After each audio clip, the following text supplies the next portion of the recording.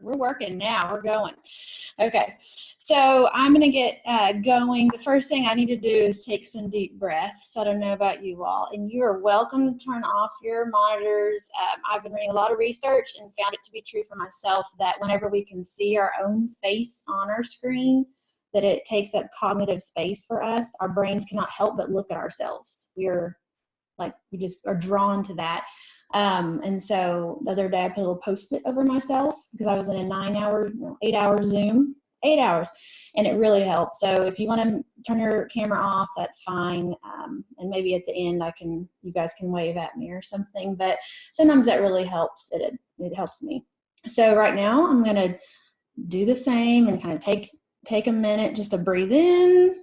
And then, last time we talked about this, but breathing in is important, but it's actually the breathe out part that calms our nervous system. So the breathe in stimulates your brain, and it's the breathing out that calms it. So if we breathe in for 3, then we need to breathe out for 6. So I'm going to do that for a second, and I encourage you to as well.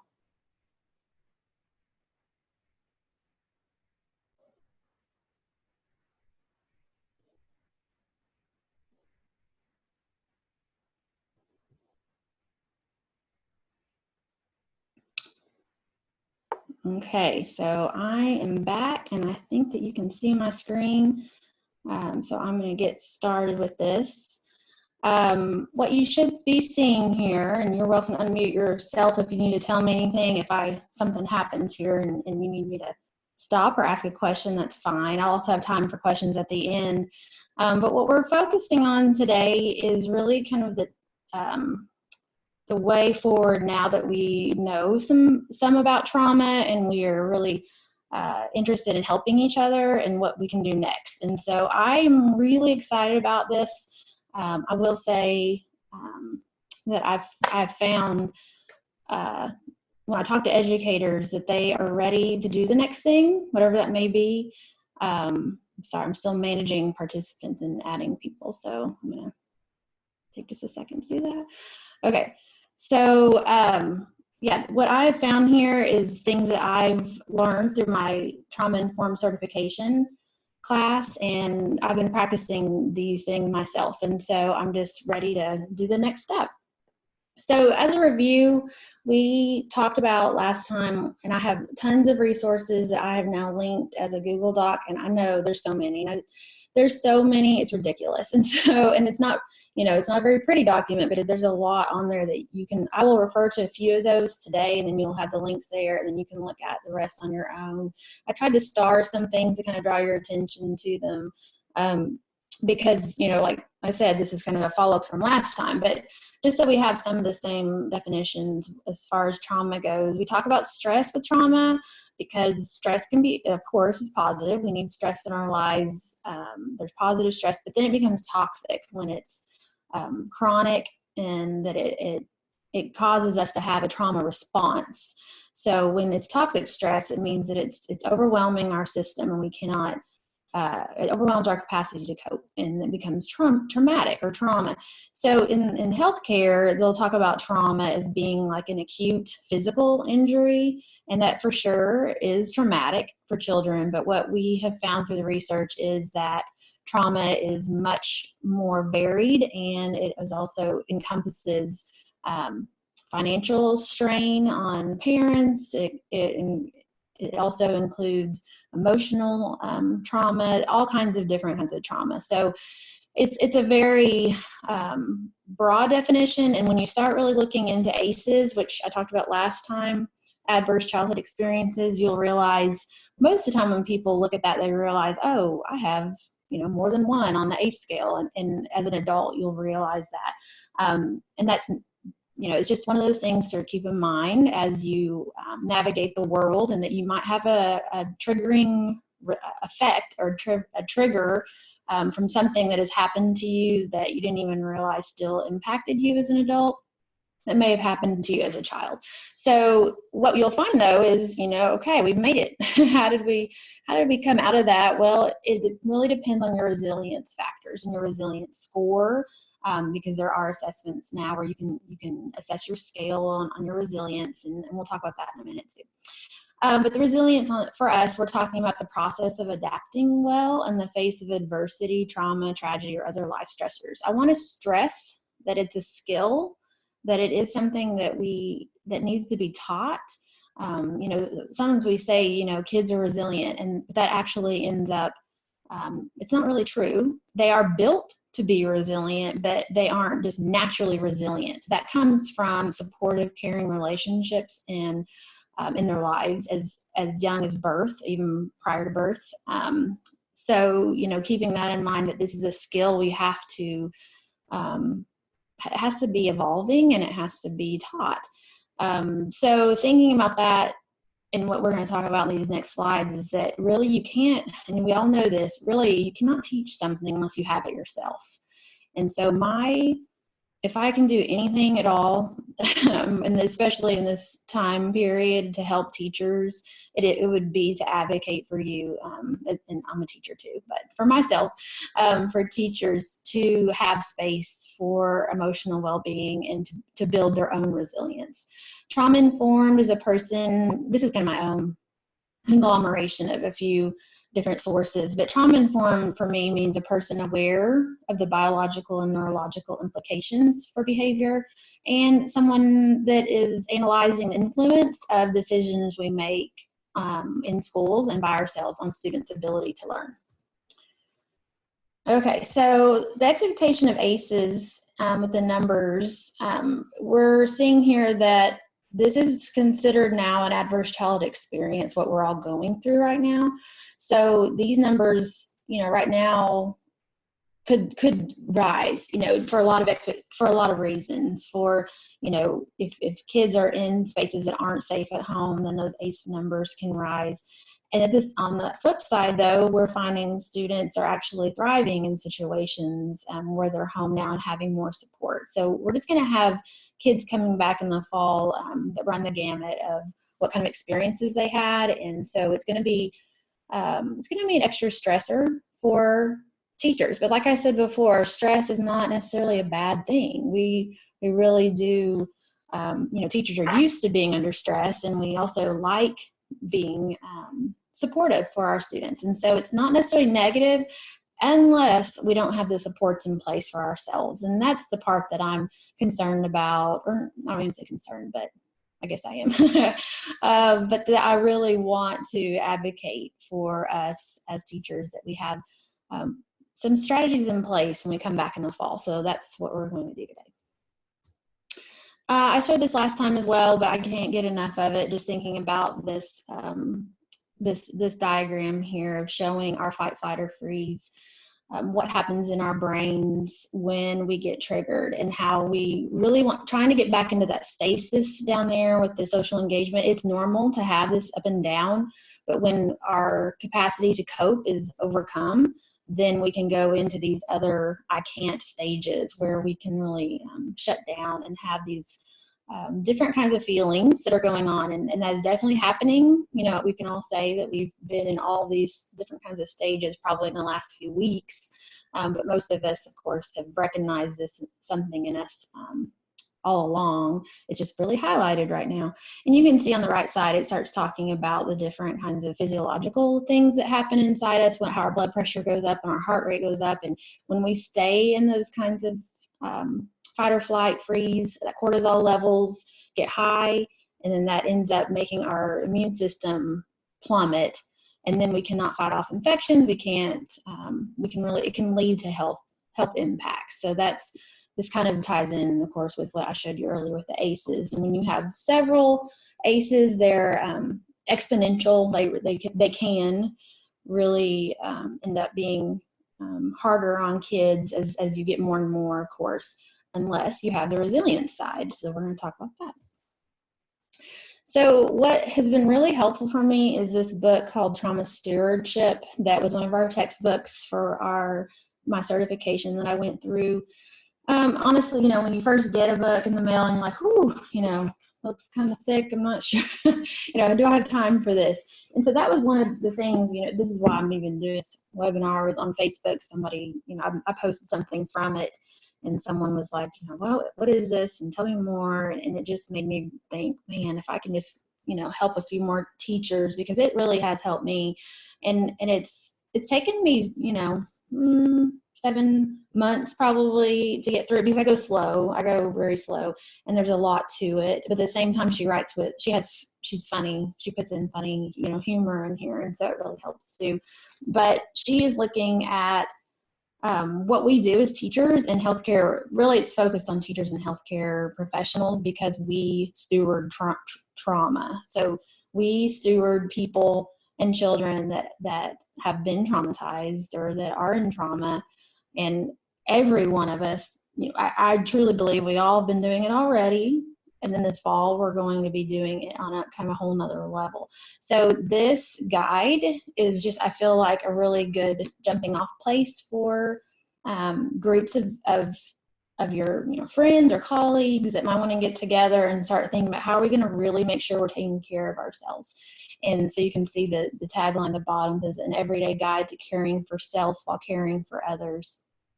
So going through the book, I just realized a lot about myself. It was very eye-opening, the different kinds of trauma responses we had, and I think I have that on a slide here in a second. But just realizing that since we are taking care of kids that have been through trauma, that we can end up being traumatized. They can call that vicarious trauma or secondary trauma that we take home with us, because we've been taking care of people that have these triggers and different emotional responses.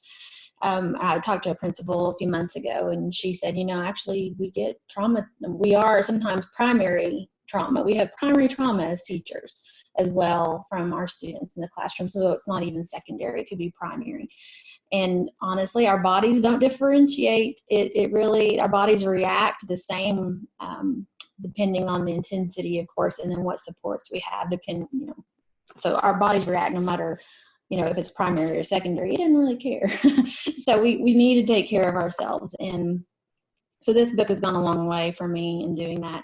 I think the one thing I wish that I could get across, and that I hope that all of us can start, I would love all of your help making this part of our dialogue of advocating for SEL for teachers. That is going to be what if I can ever get in front of anyone that will listen, that's what I'm going to talk about, is that the impact of stress on teachers' brains directly impact the students' brains.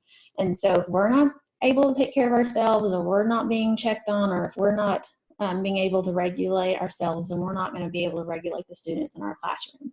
And right now, we're all at different levels of dysregulation being in this quarantine that we're in. And so we're having to figure out how to regulate ourselves right now. So I'm an optimist, and I'm a glass half full person. And I think by, this fall, please let us be back in school and get to see our kids. But that we will have, we'll have tools, and we'll have a plan in place. That's what my hope is, that we will feel and realize that support for us as teachers has to be first and foremost, and then we're going to be able to bring it to our kids. It's no longer the SEL curriculum, because I think like you probably, we get kind of, our heads are spinning from Leader in Me and Choose Love, and then this. It's not another program.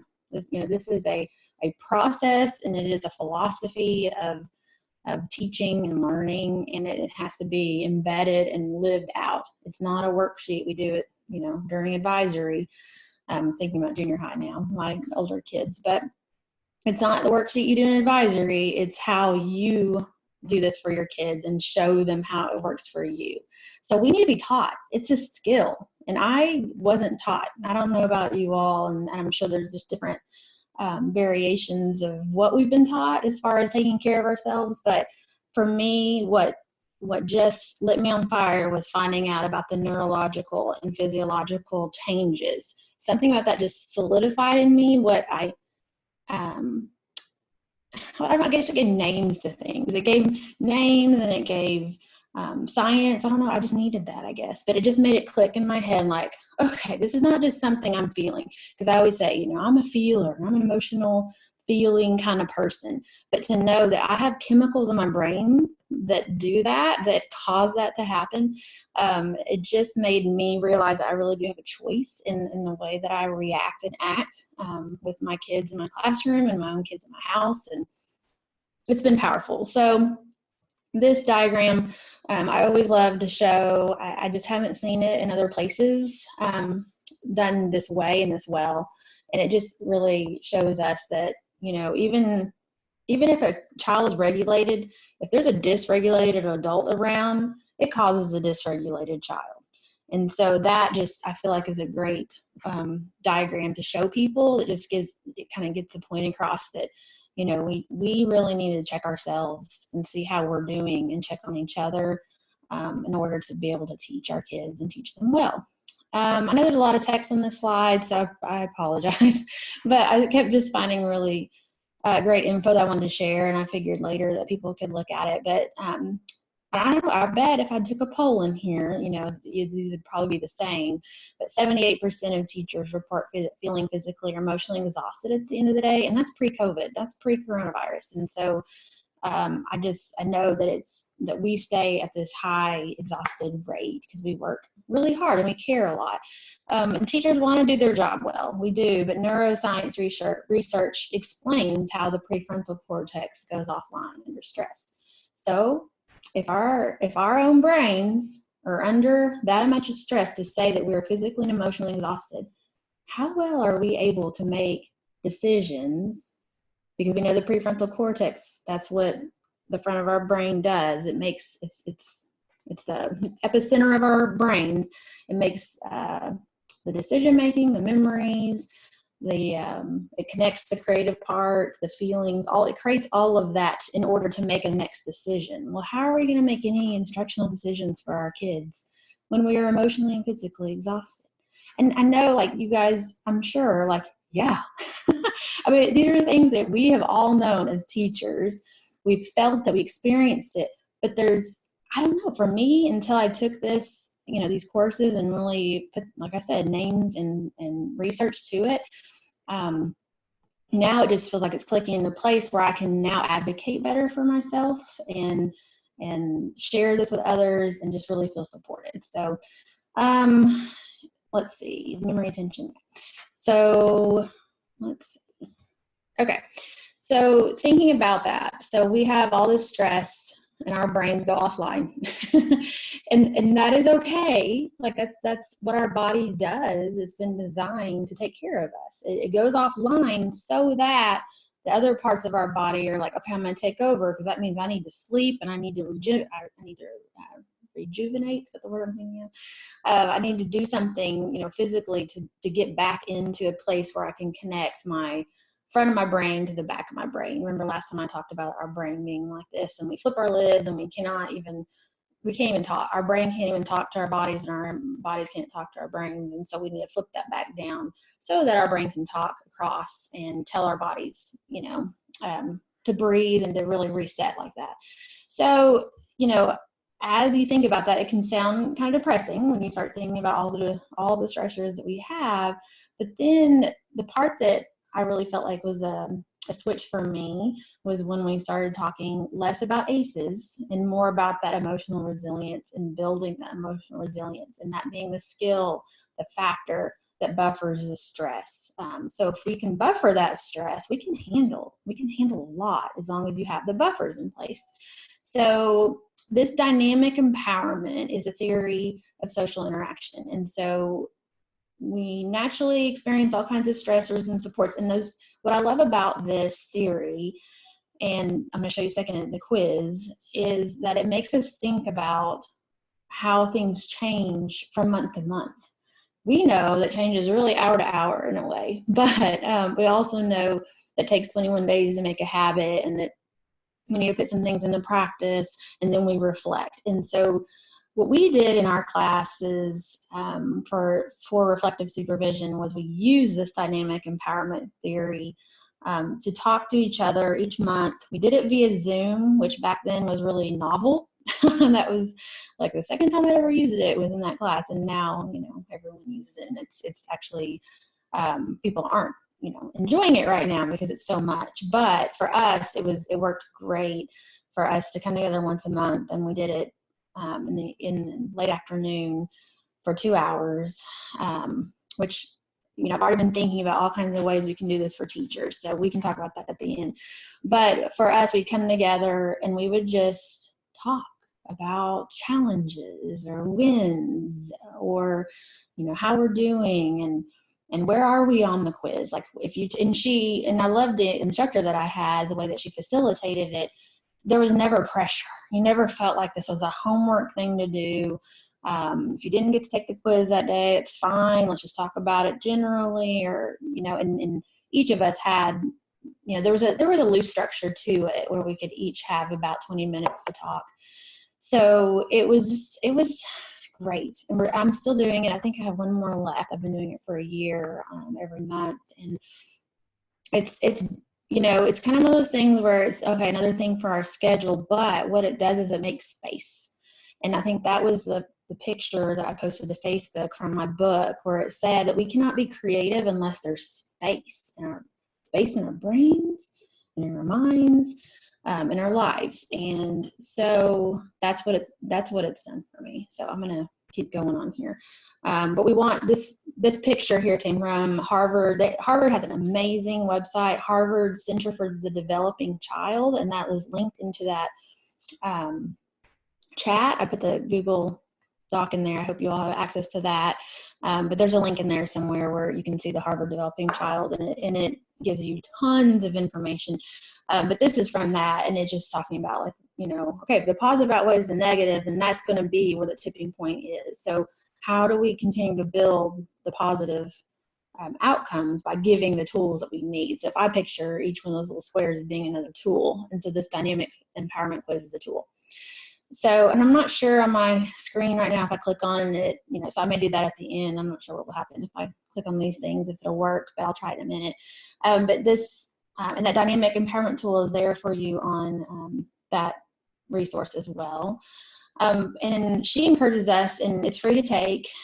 Berkeley is doing some research with it right now to determine statistical significance and those kinds of things. So I'm encouraged that it's going to be useful for educators, and I'm not seeing anything else like this, where it talks about what stress is going on, but also what resilience factors are going on for you, and then it gives you a type of score with a little dialogue of about talking to you about where you kind of land on the 4 quadrants. And like I said, I'll show this to you in a minute. To think about, like, how am I growing and what can I do differently? Even the questions themselves lead you to reflect. And that is what's getting us into this next part, right, which is called reflective supervision. So for me, when I first signed up for the classes, there were several of them that I'm taking at one time, and one of them was reflective supervision. I wasn't sure what that was or what that would look like. And it can look different for different situations. But for us, it was that Zoom call that we would do once a month, and we would reflect. And some things that I wanted to just start off saying, and I sent an article out to those of you that hadn't registered for this webinar about our role. And I think just always clarifying that we are not counselors, we are not licensed counselors, we're not supposed to be, but we are that bridge for students and for building a supportive community with tools in place, so that hopefully less students will have to be referred to different special coordinators or need special accommodations, that we can start doing a lot of these things in our classes. And I know I hear from my friends in special ed say they've been doing a lot of these things for years, and we're just now catching on.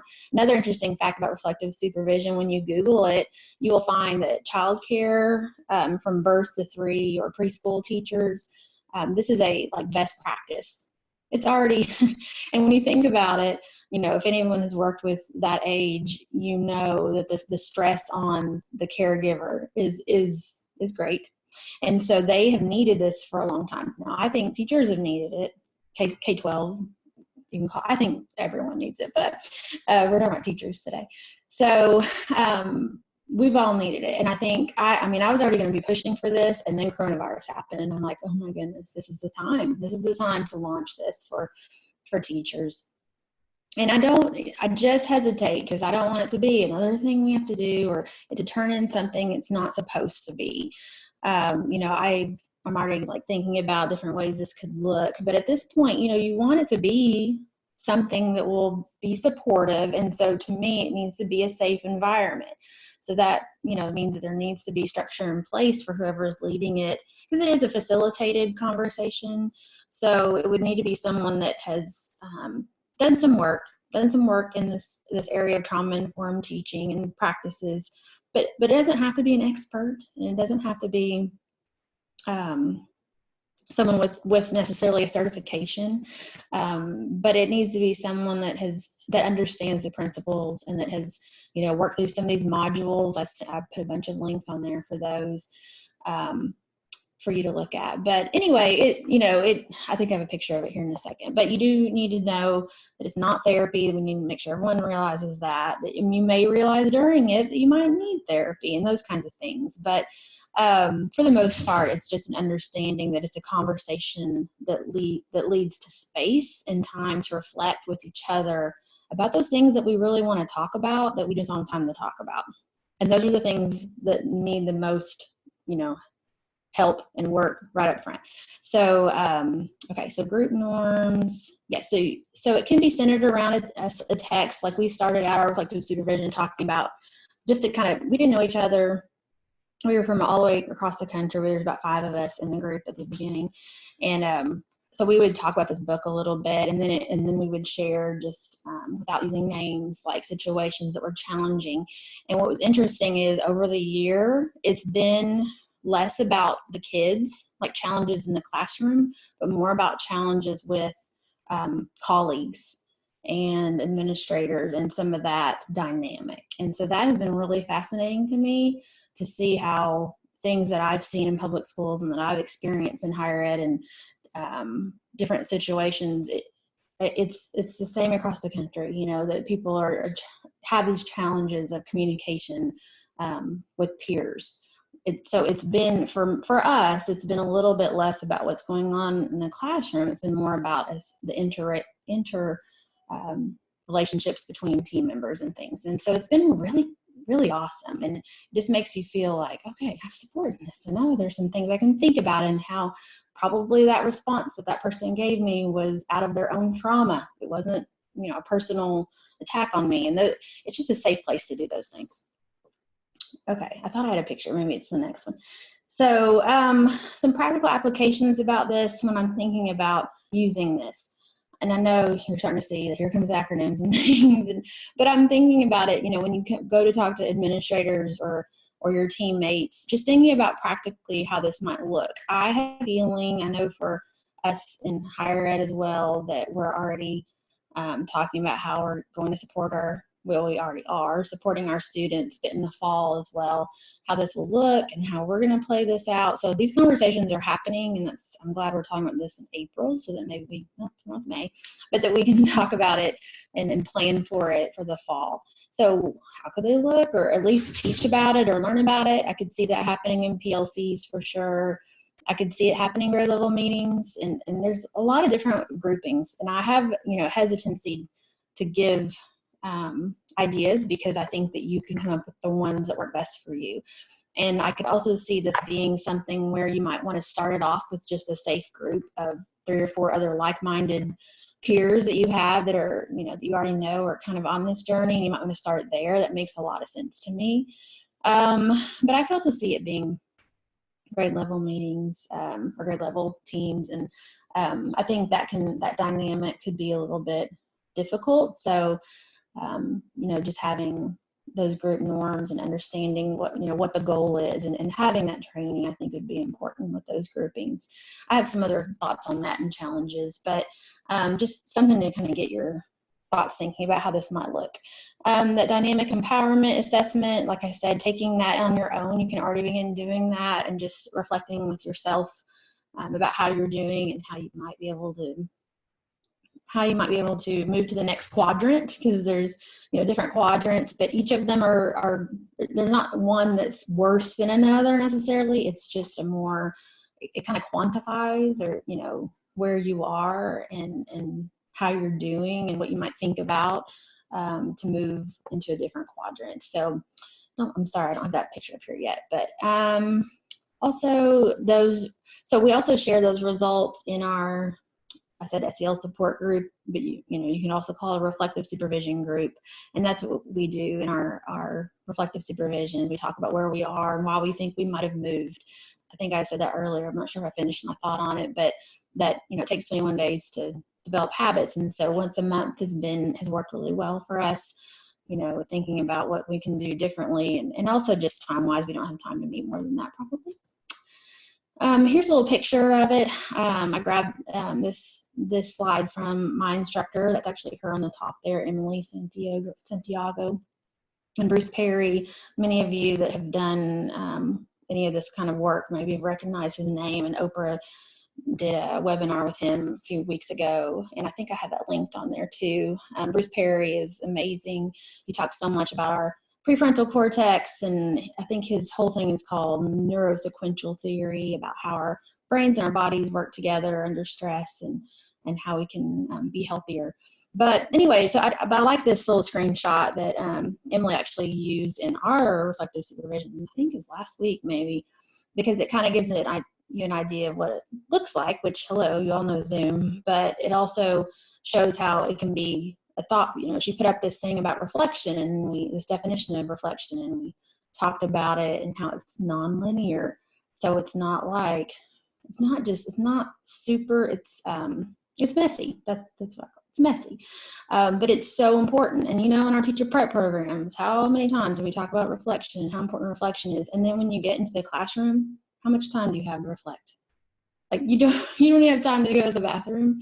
So you really don't have time to sit and reflect. And then when you're exhausted by the end of the day, the last thing really you want to do is sit and really reflect over each lesson. We do it on the fly. I mean, we learn how to do it kind of on the fly, but to actually take time to talk to each other about some of those, just those ideas and those challenges that you haven't been able to articulate. You've kept it all up here, but you haven't been able to say. It just takes a lot of anxiety away when you sit and talk to someone else about those challenges and you have this space. So it's been really, really beneficial for me. So that's why I put at the top, why reflective supervision. It creates time and space to reflect, which is where we can start thinking about moving forward with problems instead of it being just a big challenge in our heads. Okay, so different ways you might reflect in a reflective supervision session. So this comes from this book, the Trauma Stewardship book, and I just repurposed it into this diagram. But I think I have a link to that too in your notes. But just even like me, while I was typing this, started thinking about these questions, and it already helped. Like just knowing, like for instance, choosing your own focus or choosing a focus.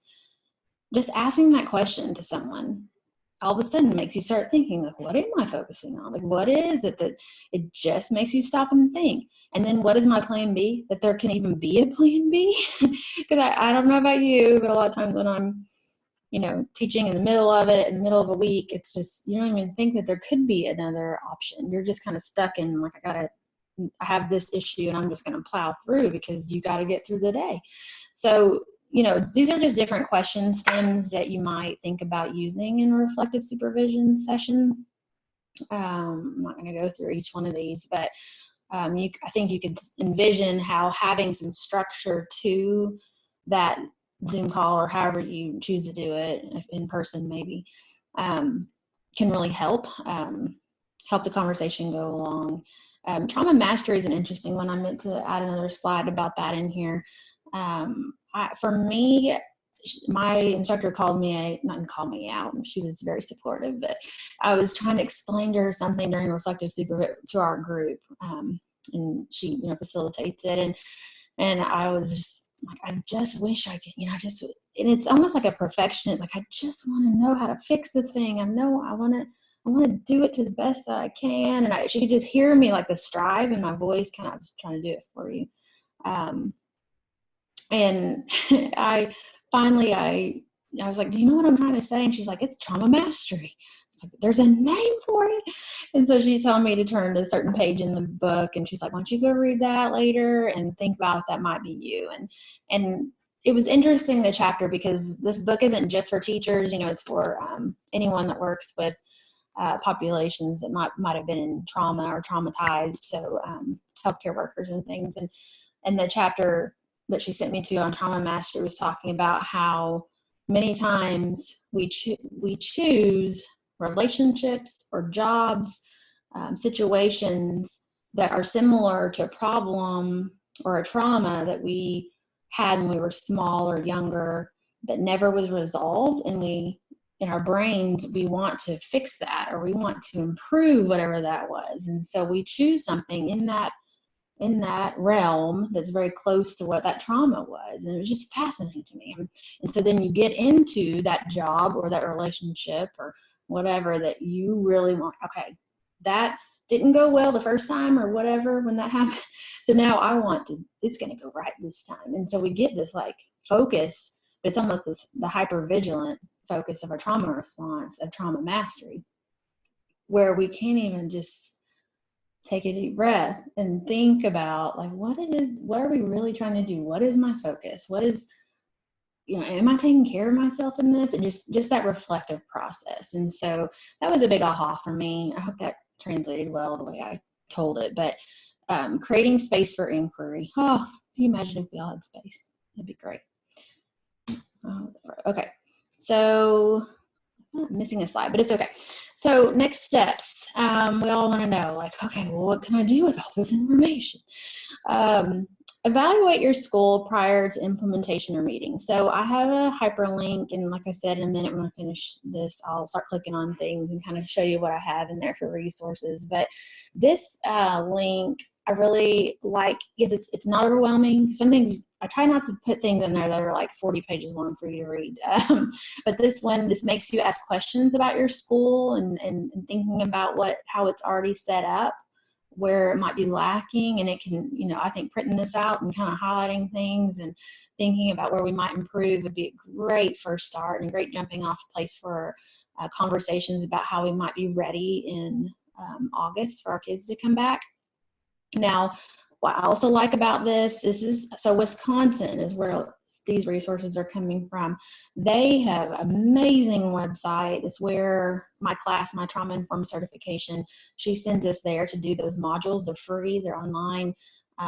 You click on them and you listen, and then it'll have some things to read, and it's really fantastic. But what's pretty cool, and I love this, is this is not going to be a fast process for us to get trauma informed, to have our school trauma informed, to have all our people trauma informed. This is going to take a lot of conversations. I had to slow myself down, because I think it was back when she was telling me I was having trauma mastery things going on with me, that I was like, I got to tell everyone, and I want to change, these systems, and oh my goodness, and it's like, okay, let's start with me, because we all need to start with ourselves and think about, am I taking care of myself? Am I taking care of my kids? The things that I need to take care of. And then, where am I working from? What kind of resilience do I have built up to go into this work? And what is my goal? And just take a minute to reflect.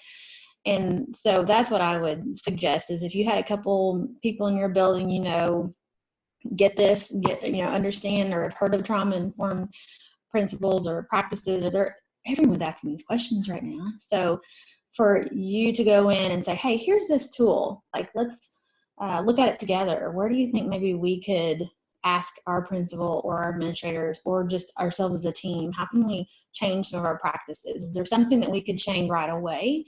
Or are there things that, maybe like, hey, goals down the line that I hope that we can do? What I was going to say about the Wisconsin site, on the Google Doc that I have in the chat there, towards, I'm not sure where it is, but it says, once you do that, then you might do this. So once you do that, then the next step said you might want to, look at these plans. And I think it's like a 3-year plan. Like if if we really want to get into this in our district or, on a bigger systemic change, then we want to look at down the road. It's going to take time to get these things in place. And so I don't know, I like that. It gives me permission to be like, okay, we're not going to be able to do all this tomorrow, but what can I do today? And so for me, I would think printing this out and just starting to think about what it is that our school and our grade level even might be able to change right away. And then the other thing would be that dynamic empowerment tool and just thinking about myself and where I am right now for resilience and stress. Those are 2 things you can do right now that wouldn't take too much time or money. And share what you know, gather your support team, take a step toward building your own emotional resilience. What does that look like? What does it look like for you to build some emotional resilience? And I know for me, it means space. Like how can I make some space to think, and what does that look like? I mean, honestly, right now for me, it's walking outside. I think about this too when I think all of us can maybe relate. It's like when you're in the shower or if you're driving, that's when you come up with your great ideas. That's because you've made space. I mean, you've had to make space because you can't take your phone in the shower, I don't think. And so there's less distraction.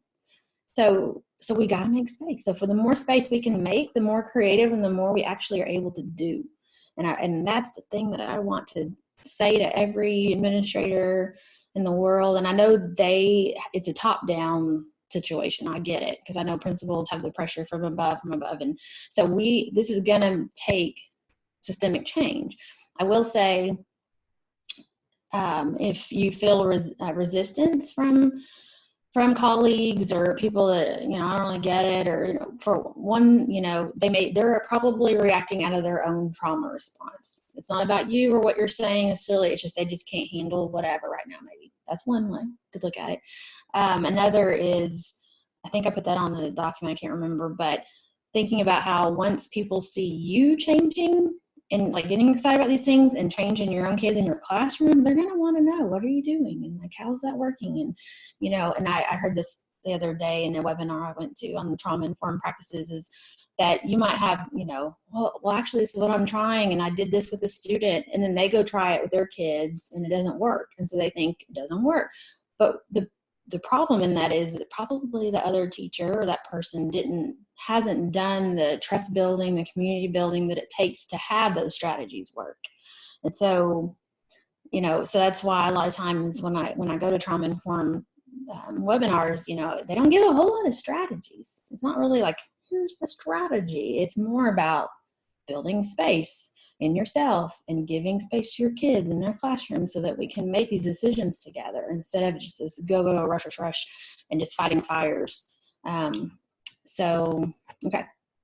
So that, I think, is it. So I was going to click on a couple of these things, but I think before I do that, I may just stop and see if anyone's still with me or if you have any questions so far. Yeah, does anyone want to unmute themselves, or do you have thoughts?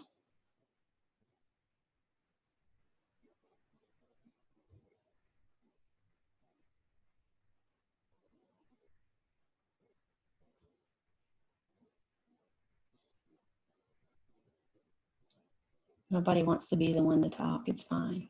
Here's I want to ask a question. Oh, good. Go for it. Did you talk about, like, are you going to do another meeting as we read, or I'm sorry I'm late? Oh, no, you're fine. I'm glad that you could come. So as far as I know, originally I was like, oh, we'll do a book club. And then I thought, you know what, I'm going to do this and then just see what people think or what they want or need. I just feel like it's kind of a lot when you see this, like it's kind of thick. I got mine. Oh, good. Yay. I thought I might, I don't really know. What do you think? Like, I'd be okay. Just wondering, like, are you emailing, like, or how we could all kind of talk about it, Well, I would say in the chat right now, like if anybody, I don't know how many are in here, but if anybody wants to continue the conversation, to go ahead and like raise a hand or put your email in there or something. I hesitate to continue to send things to that huge email list just because I don't want people to get like they're getting spammed on it. But at the same time, I think this, I don't know, I feel like it's like teachers, we need some structure, but flexibility in a structure. So we don't want to feel like we're required to do, a book club. I mean, we've got a lot on our plates. However, even there's some weeks I came and I hadn't read for reflective supervision, and she's like, "That's fine. What have you been doing to take care of yourselves?" And I'm like, "What? Like, this is college credit." So even just showing up at those reflective supervision would be good. You're making me wonder if maybe, I think I'd be okay to try it out with you guys once or twice. I can't really commit right now knowing what my summer would be like. I don't even know. But I'd be willing to like try that if we wanted to do that maybe. What do you think? Yeah, I was just thinking, oh, there's Amy. I can't really see my screen. Amy's got her hand up. Oh, Amy, go ahead. Hey, Bonnie. Hey, Becky. So I'm working on computer literacy. And so when did you send this slideshow so we can take the assessment? Okay, I don't think I sent the slideshow yet, but I did in the chat. I think if you go, Becky, could you copy and paste that somewhere up there and paste it? I copied it, and so, but because you're sharing, I can't figure out how to paste it into a document. Got it. Well, I know that you're in here, and I can send that to you just personally in an email or something in just a minute. And I'll make sure once this is done recording, I'm going to send the YouTube link and the slides. So I'll send all that in an email. Would that work? Great. I see some people saying they're interested or they have the book. I could talk about this all the time. I just think it's so important. I don't know, I just wonder what teachers need. And I can see myself, I plan on using this with my pre-service teachers this fall. I'm rethinking my classes and how we're going to need to do that SEL work together, because we're all coming in with this adverse experience. So I'm working on it. I don't have all the answers. I haven't figured it all out, but it'd be great to have some of you that have been sitting in these to talk through some of those ideas together. Mackenzie asked if I would, I can't, y'all will have to help me with the chat. It's hard for me to keep up. This book, yes, I recommend this for your journey on realizing what it takes to take care of yourself and what trauma responses can look like. There's 16 warning signs in here, and I thought I had that on the slide, but I think I must have put it on the resource instead. But just talking about all the different ways that you might be, you might call it something else, but actually it's a trauma response, even health, headaches, inability to empathize or numbing can be a trauma response. When we get cynical, and there's things that I've noticed in here, when I'm overly stressed and I get someone asks me to do something that's very small, that's not a big deal, and then I can feel inside my body like a physical reaction, not to that person, and it wasn't even that thing. It's just that's just a response to my body saying you haven't made space. Like I'm just looking at my physical reactions in a different way than I ever have before. I will say the body keeps the score. If you're really into kind of heavy reading and deep reading, it is a little bit triggery, but it is also kind of like the Bible for trauma stewardship and understanding what our bodies are doing. So the body keeps the score is one that I recommend a lot. On that document there, The Deepest Well, I would say is more of a summer read, whereas The Body Keeps the Score is like a textbook. Even though it's like fascinating, it's just really deep and heady and, But The Deepest Well, though, reads kind of like you could read next to don't know if anyone goes anywhere this summer, but you know, it just gives you the overview of ACEs and how it can affect your body in a physical way. And she gives you stories, and it's very user friendly. So I might start with that, Mackenzie. I would start with the Deep as well, and then you can borrow my other one if you feel like you want to get more into that. What other questions do y'all have?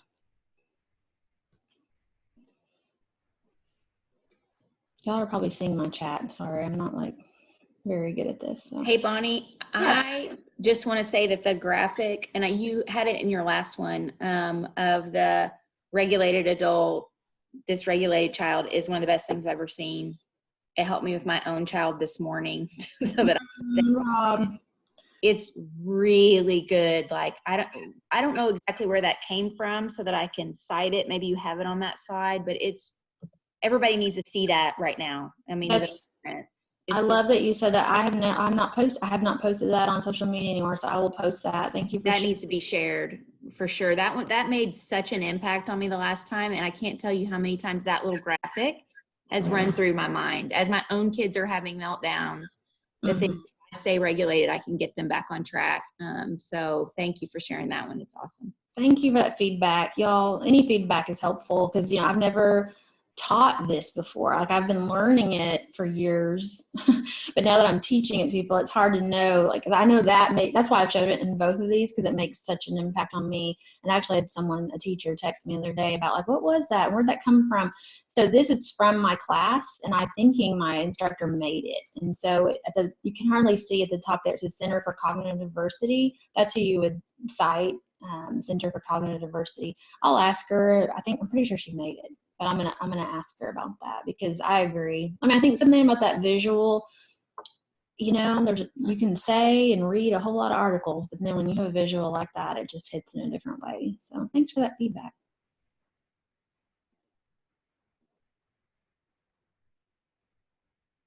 What else do you guys wonder? Are you all, I'm wondering, you know, I haven't talked to different districts necessarily. I've talked to some teachers. I don't know, you know, what the plan is for this fall, but do you feel like these conversations have started, or are we all still just trying to get through May?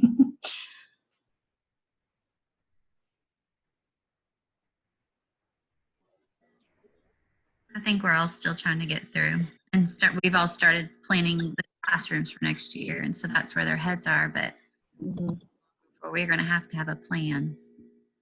This has been a big push in our building, more so than ever before. I think mostly because our counselor is really on board. But I loved what you said about how it's not a curriculum. It's embedded in everything that you do, because I've seen a lot of pushback. You know, we do the Choose Love, and I've heard a lot of pushback from teachers saying, that's just one more thing. We don't have one more minute in our day to spare. And so for you to say it's not a lesson or a worksheet, it's just part of the classroom environment was really, really good. I think teachers need to understand that more. Yeah, and I think the difference is, I mean, I totally agree. And you know, when we hear like, okay, now we're adopting this now, and you know, it's like, okay, but instead of any of that, if we can just focus on taking care of our teachers, social and emotional, if we can just do that, teachers are so amazing and creative, and we want to be, but we don't have the space. I mean, would you agree? I mean, that's just kind of my take on it. So, you know, we can't change everything at once, but we can change what's going on internally. And so I think that's partly why I wanted to focus on, you know, teachers' well-being, ourselves, our well-being. What does that look like for us now, before we get into our classrooms this fall, and you know, and to be able to have those conversations, because, you know, you guys are here, you're wanting to learn about this. We know we have people in our buildings that don't know, and they, you know, it's going to be it's already been probably hard on them, and then this fall will be even harder. And we want to build them up as well. And there's tools out there for that. And I feel like having names for things and tools like this takes away some of that stigma, or, you know, some people, I'm just private, you know, I don't want to share, and that's okay. Like, you can come in on these reflective supervisions and not even talk, just sit there. Like, it's fine. Like, making it okay to bring yourself as you are, no pressure, that kind of, you know, just to sit and learn the tools, because sometimes it's a trauma response that they're having, and that's why they can't engage in these conversations. So I'm optimistic. But also, I'd love to be a part of the solution, you know, and knowing that I'm training teachers to be, you know, I'm training pre-service teachers to be teachers. I'm like, oh, if I can build up their emotional resilience now when they go out into the classrooms, and they'll be, you know, ready to go. Let's see, Springdale's working, integrating SEL through counselors. It's great. Yeah, and I think that's Sierra. I'm so glad you're here, Sierra. So I'm so glad to hear that. I think as long as, I hope that all of you are, and I know you are, but you all need your own support, your own reflective supervision because of the trauma that, you know, and you guys know these things, but I think just kind of highlighting and taking some focus onto the teachers so that they can support the kids, you know, and that's just it's a complicated, in a way, process for people to think about, because we want to be there for the kids. Well, how are you there for the kids? And you can't be there for the kids if you can't, you know, just like that diagram, be regulated yourself. And so we're just going to need to have some extra supports. One thing I saw, I don't know if I mentioned this before to anyone, but some of these things you're like, how would that ever work? Well, you know, we're gonna have to be creative, and everybody's going to be a part of this, every person in the building. But if something's going on in a classroom, just knowing you have that like text button, that some schools actually even have like a little kind of like a doorbell situation where you can push a button, and that means someone will come in and let the teacher leave for a minute when they start feeling that physical response, the teacher themselves, that that they need a little, just a step outside break. You know, a lot of times we'll do that for the kids, where the kids might need to leave, but sometimes the teacher needs to get out for just a minute and be able to, like, you know, collect themselves. And so there's so many different ideas and strategies. But anyway, someone had, oh good, Sierra agrees, to tap in, tap out for teachers. Could you give a few examples of being trauma informed? And so yes. And she's asking how it's impacted me in the classroom. Would I act differently with lower elementary kiddos as you would with college students? Yes, definitely. I mean, you know, depending on the kids, you know, the little kids can deal with me being a lot sillier and that kind of stuff, I think, you know. But for my college students, because that's really where I started to understand this trauma informed information, I wish I'd had it when I taught kindergarten, because I feel like I know that I probably traumatized some parents because of the way, you know, kids were acting and the way that I was interpreting it, and then trying to sit with them in a meeting and talk to them. I was not coming from necessarily a healthy place. I was 21, whatever, and just hadn't had some understanding about my own trauma. So this is very multi-layered, and it's difficult. So, you know, it's one of those things. If you know better, then, you know, we know better now, then I'll do better. But what I act differently. So college students, one thing that I do is just share more openly about myself, and being open to having you all ask me questions, and being open to meeting with you one-on-one. But yeah, it's been different, and honestly, I'm still trying to figure it out, Mackenzie. So, you know, just knowing, you know, where boundaries are. That's one of the reasons why I sent that email about boundaries. Because that's important to have. You know, I want to be there for my college students. I wish I could be there 24 hours, but in reality, I can't. Those kinds of things. But then also just expressing that to people, like just being upfront about, like, this is how I'm taking care of myself. Because I don't know about you guys, but when you find someone that has boundaries like that and says that, aren't you like, oh, thank you for sharing? Like, that inspires me to be, you know, take care of myself a little better. That does that for me. So just being more upfront and honest and explicit about teaching these things, that's what my goal is for this fall. So, Mackenzie, I'll keep you posted. Yes, she says she agrees. So, boundaries. Okay, it's 4 o'clock. Do you have any other questions or wonderings or things that you need? I hope this was helpful. I mean, I know we are all zoomed out, so I hope it gives you some ideas. Just know that there's so much out there that we just need to get together and talk about it. Hey, Bonnie, this is Amy. And I just want to say I really appreciated the fact that you mentioned, or your professor mentioned, that we don't just take strategies back and wait for them to work. We have to build that trust with our kids. And I teach second grade, so it's going to look really different for me building that trust than your college kids, or Pam Skelton in her 4th grade, or Becky with her kinder. And so I think we need to give ourselves a little bit of grace and know that strategies are not the answer. That we've got to love these babies and build that relationship, so that when we give an example, I always, when my amygdala flips, I tell my kids, my amygdala's flipped. Miss Arnold has to step out for a minute. I'm going to take some deep breaths. I mean, I think we have to build those relationships so that when we share those things, they're going to go, oh yeah, Miss Arnold's real. She's got problems like everybody else. Anyway, I just really appreciated that your professor said that and that you brought that out. Amy, thank you. Like, I could sit here and listen to you for an hour, honestly, because we've had some of these conversations before, and I just appreciate learning from each of you. So I always hesitate to even share. I'd be a little more timid about it, but then I'm like, you know what? I'm just going to do it, and if it helps somebody, because these are things that I've had to learn myself, and it's really changing the way that I look at my day-to-day life. Knowing that in a month I'm going to have reflective supervision, and she's going to ask me what are the things that are like feeding my soul. I'm going to have to tell her, like, well, this month I didn't do very good job. Or, and it just to bring it up to the cognitive, thinking about our thinking, and bring it to the forefront. Like, well, how are we taking care of ourselves, and how are we taking care of each other?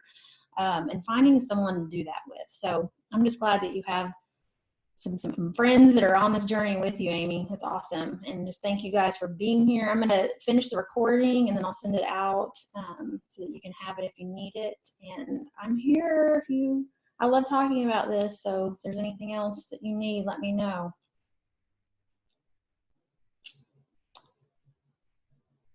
Okay, good. Someone said they ordered a Deep as well. Yay. Let me know what you think of it, because towards the end of it, I started reading it like it was a fiction novel. Like, I was like, ooh, this is good. It was so good. Oh, Chloe, I didn't know you were on. Yay. So good to have you here, Chloe. Thank you guys so much. Go outside and take a little walk, just even for a few minutes. It will help us all. Right, Amy? Bye. Thank you.